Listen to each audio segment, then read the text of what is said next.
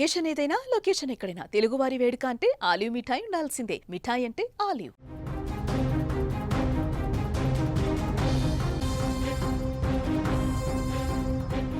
బెంగళూరులో తెలుగు విద్యార్థిని మృతి ఏపీలో అన్నమయ్య జిల్లా బిక్కంగారిపల్లిలో తీవ్ర విషాదాన్ని నింపింది. మృతురాలు ఏపీ అన్నమయ్య జిల్లా బిక్కంవారిపల్లి గ్రామానికి చెందిన దేవశ్రీ బెంగళూరులో ఓ కాలేజీలో బీబీఎం చదువుతోంది.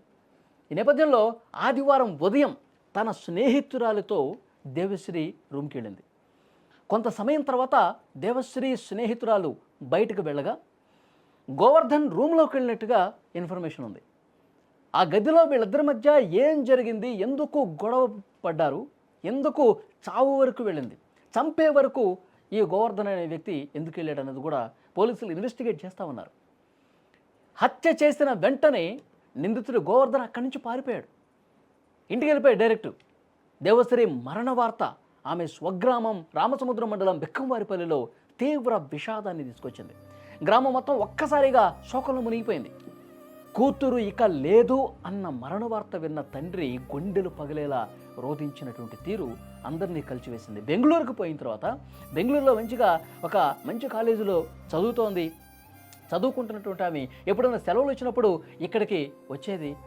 అంత హ్యాపీగా ఉన్నటువంటి టైంలో ఒక్కసారిగా కూతురు మరణ వార్త వింటామని చెప్పి అసలు ఎవరు ఊహిస్తారు చెప్పండి? ఈ విధంగా జరుగుతుందని ఈ వార్త విన్న వెంటనే కుటుంబం మొత్తం కూడా కోల్బడిపోయింది. ఆ తండ్రి ఏ విధంగా రోధిస్తున్నాడో ఒక్కసారి చూడండి స్క్రీన్లో.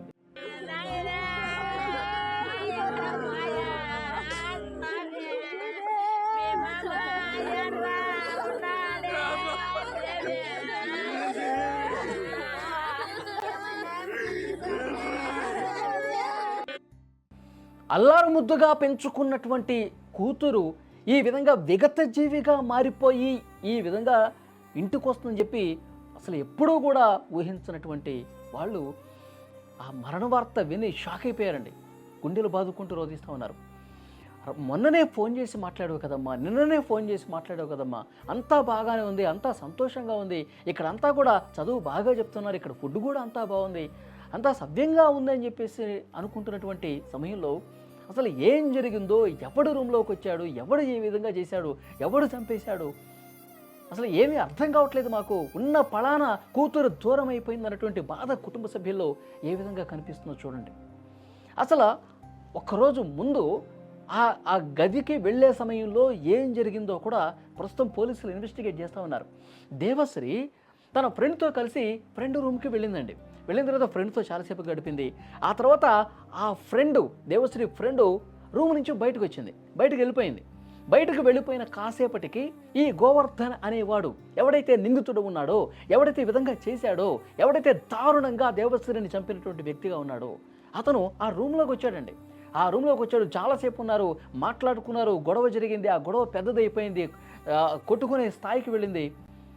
అంత పెద్ద గొడవ జరిగినప్పుడు తల మీద అక్కడ ఉన్నటువంటి ఒక బలమైనటువంటి వస్తువు తీసుకుని తల మీద కొట్టి అది స్పాట్లో చంపేసినట్టుగా అక్కడ ఆధారాలను బట్టి అర్థమవుతుంది.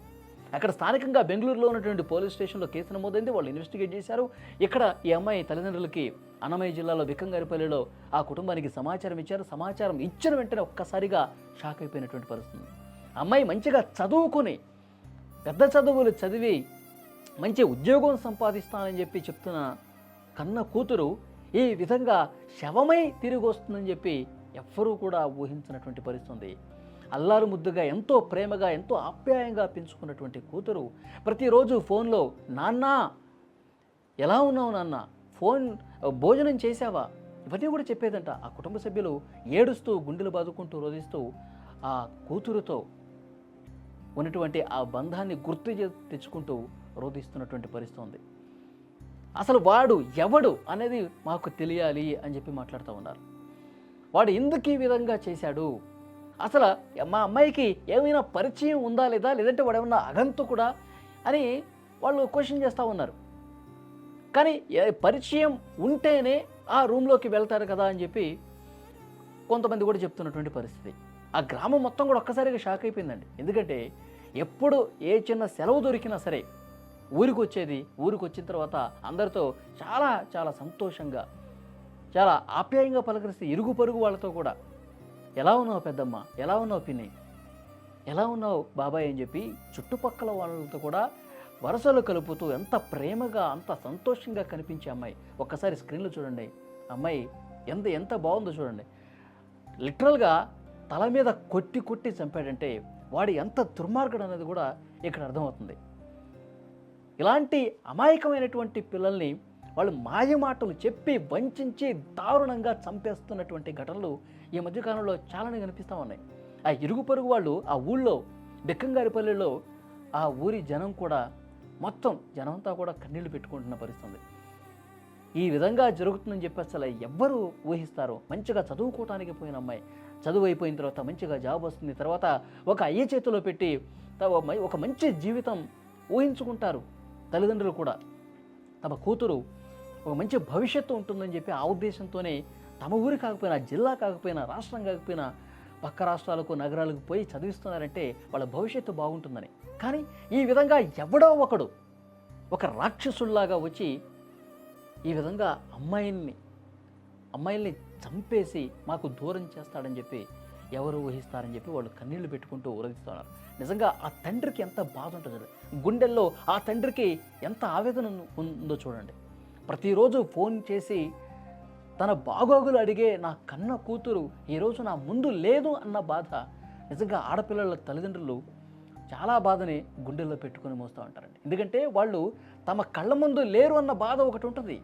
ప్రతిరోజు కూడా ఇక్కడే ఉండి చదువుకుంటే బాగుంటుంది కదా, నాకు ఆ అదృష్టం లేదు, ఎప్పుడో ఒకసారి ఫోన్ చేస్తుంది నా కూతురు, ప్రతిరోజు నా కళ్ళ ముందు కనిపిస్తే బాగుంటుంది కదా అని చెప్పి ప్రతి తండ్రి ఈ విధంగా అనుకుంటాడండి. కానీ దూరంగా చదువుకుంటున్నటువంటి కూతురు ఇంకా కానరాని దూరాలకు వెళ్ళిపోతుందని చెప్పి ఊహించలా. ఎప్పుడు ఆ వార్త విని అతని గుండె పగిలిపోయింది. తండ్రి కాదు, తల్లి కాదు, కుటుంబ సభ్యులు, ఇరుగు పొరుగు వాళ్ళు అందరూ కూడా కన్నీళ్లు పెట్టుకుంటున్నటువంటి పరిస్థితి. ఒకటే డిమాండ్ చేస్తామన్నారు, వాడిని మాకు అప్పగించండి, వాడి సంగతి మేము చూస్తాం. మా అమ్మాయిని ఇంత దారుణంగా చంపినటువంటి విధవ అసలు ఏం జరిగింది పూర్తిగా దర్యాప్తు చేయండి, కానీ వాడిని మాత్రం జైల్లో పెట్టి కూర్చొని వాడికి 3 పూట్ల తిండి పెట్టి జైల్లో పెట్టద్దు, మాకు అప్పగించండి అని కూడా మిగతా కుటుంబ సభ్యులు మాట్లాడుతున్నట్టు పరిస్థితి. ఒక్కసారి ఆ తండ్రి ఆవేదన, ఆ బాధ చూస్తే నిజంగా ఎవరికైనా సరే కళ్ళు చెమర్చుతాయి.